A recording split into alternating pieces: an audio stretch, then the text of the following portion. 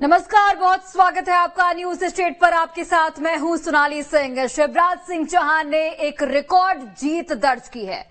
ज्योतिरादित्य सिंधिया के गढ़ में यहां पर सीटों में बढ़ोतरी हुई है। सिंधिया खेमे के 7 प्रत्याशी हालांकि हारे जरूर हैं।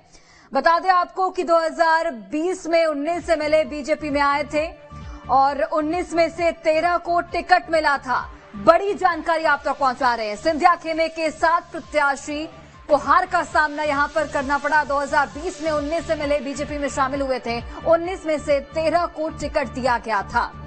सिंधिया समर्थकों में 6 जीते और 7 की यहां पर हार हुई है। पहली बार बीजेपी को रिकॉर्ड 48.55% वोट मिला। महिला विधायकों की संख्या अब जाकर डबल हो गई है। 41 सीटों पर महिलाओं की वोटिंग ज्यादा हुई है। ज्यादा वोटिंग वाली 24 सीटों पर बीजेपी ने जीत दर्ज की है। एक बम्पर जीत बीजेपी की ओर से दर्ज की गई है। महिलाओं की वोटिंग ज्यादा हुई। ज्यादा वोटिंग वाली 24 सीटों पर बीजेपी ने जीत दर्ज की है। कांग्रेस की 29 महिला प्रत्याशियों में से 22 ने हार का सामना किया है।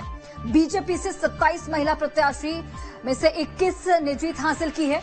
वहीं आपको बता दें कि जो 47 आदिवासी सीटें आरक्षित हैं, उनमें से 24 आदिवासी सीटों पर बीजेपी ने जीत दर्ज की है। वहीं पर एससी सीटों की बात करें तो एससी की 35 में से 26 सीटों पर बीजेपी विजय रही। 9 पर कांग्रेस ने जीत हासिल की है। तो एक बम्पर जीत यहां पर बीजेपी की हुई है और जिस तरीके से यहां पर बीजेपी को प्रचंड बहुमत मिला है, जाहिर तौर पर मुख्यमंत्री शिवराज सिंह चौहान की मेहनत, लाडली बहना योजना एक मास्टर स्ट्रोक और इसी की बदौलत एक प्रचंड जीत मध्य प्रदेश में बीजेपी ने दर्ज की है।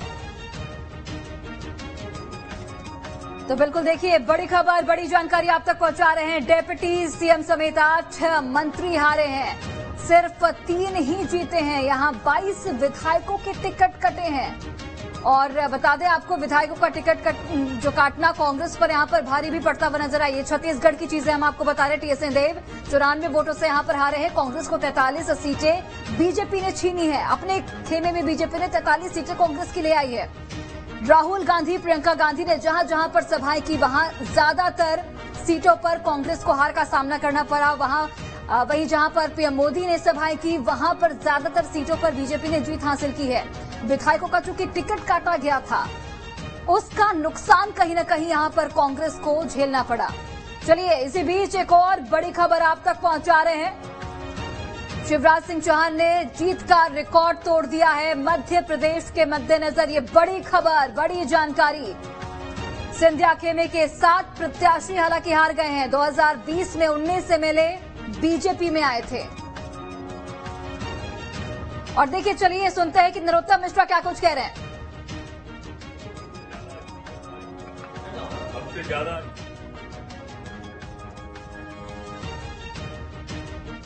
व्यवस्था कर पाएंगे, ऐसा दतिया की जनता ने माना होगा।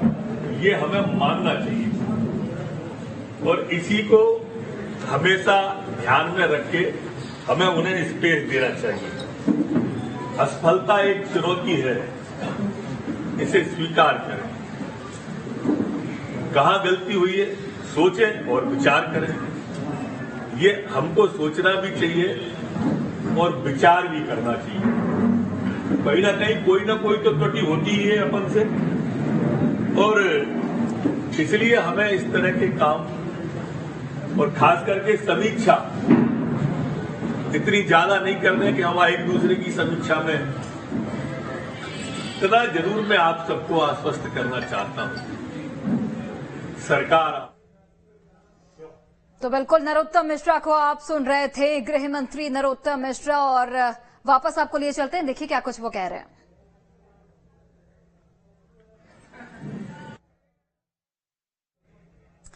तो बिल्कुल नरोत्तम मिश्रा यहां पर कल जब नतीजे आए थे, नरोत्तम मिश्रा को हालांकि हार का सामना करना पड़ा, लेकिन बीजेपी की जिस तरीके से प्रचंड बहुमत के साथ जीत हुई, उस पर खुशी जाहिर जरूर की है नरोत्तम मिश्रा ने और जनता का धन्यवाद भी दिया है। तो देखिए, बीजेपी से 27 महिला प्रत्याशी में से 21 ने जीत हासिल की है। बड़ी कुछ अहम जानकारियां आप तक पहुंचा रहे हैं, किस तरीके से बीजेपी की यहां पर बम्पर जीत होती हुई दिखी। 163 सीटों पर बीजेपी ने जीत दर्ज की।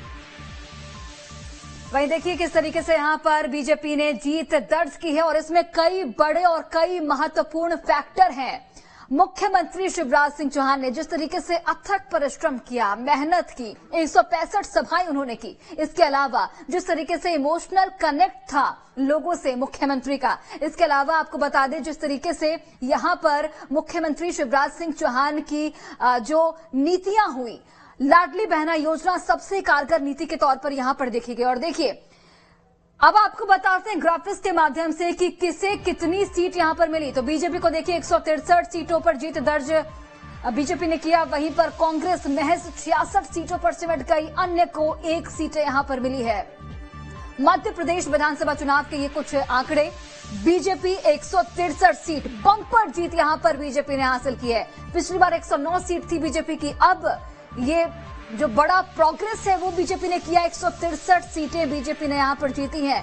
कांग्रेस 114 सीटें कांग्रेस ने 2018 में जीती थी, काफी यहां पर खराब परफॉर्मेंस रहा कांग्रेस का, 66 सीटें पर कांग्रेस आकर सिमट गई। अब आपको बताते हैं कि आखिर किस विभाग में किसे कितनी सीट मिली, माफ कीजिएगा किस संभाग में किसे कितनी सीट मिली, वो हम आपको बता रहे हैं। देखिए सबसे पहले अगर हम बात करें संभागवार, हम आपको जानकारी देंगे किस तरीके से यहां पर किस संभाग में किसे कितनी सीटें मिली। तो मध्य प्रदेश का रण, कुल 6 संभाग है मध्य प्रदेश में। ग्वालियर चंबल सीट की बात कर रहे हैं हम, जहां पर देखिए बीजेपी को 18 सीटें मिली, कांग्रेस को 16 सीटें, अन्य को 0 सीटें मिली। यहां पर कांग्रेस ने पिछले चुनाव में काफी अच्छा प्रदर्शन किया था, लेकिन इस बार बीजेपी ने काफी मेहनत की और 18 सीटें यहां पर बीजेपी को मिलती हुई नजर आई। वहीं पर कांग्रेस को 16 सीटें यहां पर मिली हैं। ग्वालियर चंबल इलाका बेहद ही महत्वपूर्ण इलाका, तो बिल्कुल ग्वालियर चंबल की ये सीटें। और देखिए किस तरीके से विंध्य संभाग की सीटों की बात करते हैं। विंध्य में 30 विधानसभा सीटें विंध्य संभाग में आती हैं और इन 30 सीटों पर देखिए 25 पर बीजेपी ने जीत दर्ज की। इसके अलावा कांग्रेस ने 5 सीटों पर यहां पर जीत दर्ज की है, अन्य के खाते में 0, यानी कि कोई तीसरा यहां पर मुकाबला नहीं था, महज 2 पार्टियों के बीच मुकाबला था, जिसमें करीब 25 सीटें कांग्रेस ने माफ कीजिएगा बीजेपी ने दर्ज की। और ये देखिए महाकौशल सीट की बात करते हैं। महाकौशल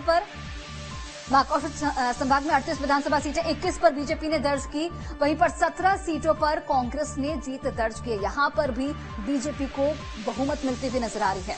तो महाकौशल एक बेहद ही बड़ा संभाग, महत्वपूर्ण संभाग, 38 विधानसभा सीटें हैं यहां पर, 21 पर बीजेपी ने जीत दर्ज की है। कांग्रेस ने यहां पर 17 विधानसभा सीटें यहां पर जीती है। मध्य भारत, जहां पर भोपाल और नर्मदापुरम संभाग आता है, यहां पर कुल 36 सीटें हैं, बीजेपी ने 31 सीटों पर जीत दर्ज की है। वहीं पर कांग्रेस महज 5 सीटों पर यहां पर सिमटती हुई नजर आ रही है। मध्य भारत में बीजेपी का काफी अच्छा परफॉर्मेंस रहा है, हालांकि पहले भी बीजेपी की स्थिति यहां पर सही थी और इस बार और प्रचंड बहुमत के साथ यहां पर बीजेपी ने सीटें हासिल की है। मालवा निमाड़ सीटों के हिसाब से सबसे बड़ा संभाग, 66 सीटें हैं यहां पर, 21 सीटों पर बीजेपी ने जीत दर्ज की है, वहीं पर कांग्रेस ने 17 सीटें यहां पर हासिल की है। मालवा निमाड़ में कांग्रेस ने काफी अच्छा प्रदर्शन किया था 2018 के विधानसभा चुनाव में, लेकिन इस बार पिछड़ी है कांग्रेस। बुंदेलखंड की बात करते हैं, 26 सीटें हैं बुंदेलखंड में, 21 सीटों पर बीजेपी, महज 5 सीटों पर यहां पर कांग्रेस सिमटती हुई नजर आई है। तो ये संभागवार सीटें आपको बता दें कि किस तरीके से हमने आपको बताया कि हर संभाग में कितनी सीटें कौन सी पार्टी लाई है।